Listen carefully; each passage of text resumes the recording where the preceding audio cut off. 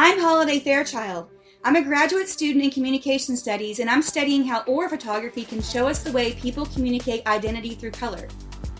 At first glance, aura photography might seem outside the boundaries of traditional communication research. But what excites me is that when we look at it through established theories like symbolic interactionism and color symbolism, it actually fits right in. My research asks a simple but important question. How do people use aura colors as symbolic feedback to shape and express identity? The problem is that communication research has largely overlooked aura photography. We study logos, branding, clothing, design, even the colors of text on a page, but not this practice where people literally see their identities reflected in colors in an aura photo. And that leaves a gap. We don't fully understand how individuals interpret those colors or how those interpretations might reinforce identity, culture, or morality. It also limits our understanding of how technology shapes symbolic feedback, and we can no longer ignore that variable, especially with the introduction of artificial intelligence. Studying aura photography expands the conversation in communication research by connecting identity, culture, and symbolism in new ways. One reason this expansion matters is because color is not just decoration. Research shows that colors influence and shape our perception, judgment, and emotions.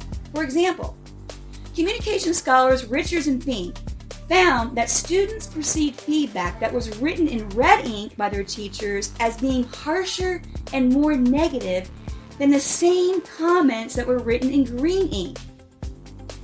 In other studies, Spanish speakers associate the color of white with purity, but Mandarin speakers associate the color of white with sadness.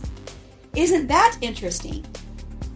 These findings tell us that color meanings are flexible, cultural, and tied to identity. That's exactly why aura photography is valuable. It lets us study how people respond to those color cues as reflections of self. And the theory of symbolic interactionism gives us a useful lens here. It explains that our identities are shaped through symbols and social feedback. Aura photos act as symbolic mirrors, shaping how people see themselves. The technology behind aura photography has also significantly improved over the years, but my focus isn't on the accuracy of the biofeedback sensors or cameras.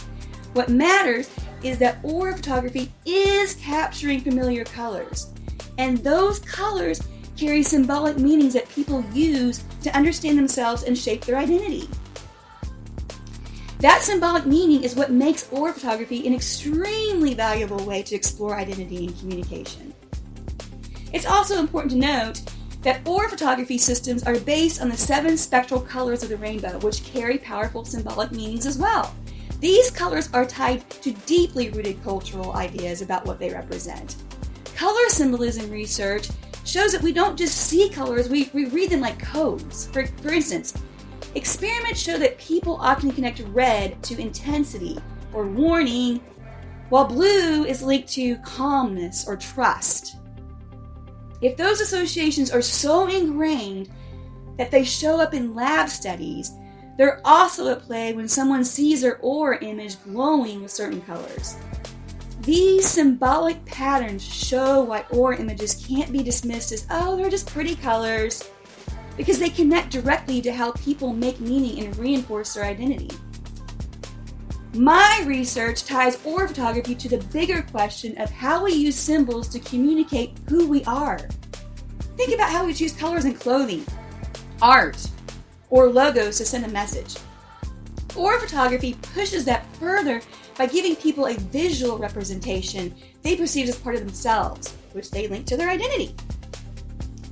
In conclusion, aura photography shows that colors can tell powerful stories about identity and meaning.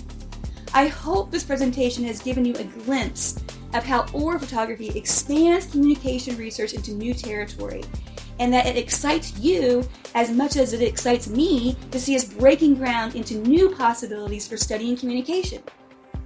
Thanks for sharing this space with me today.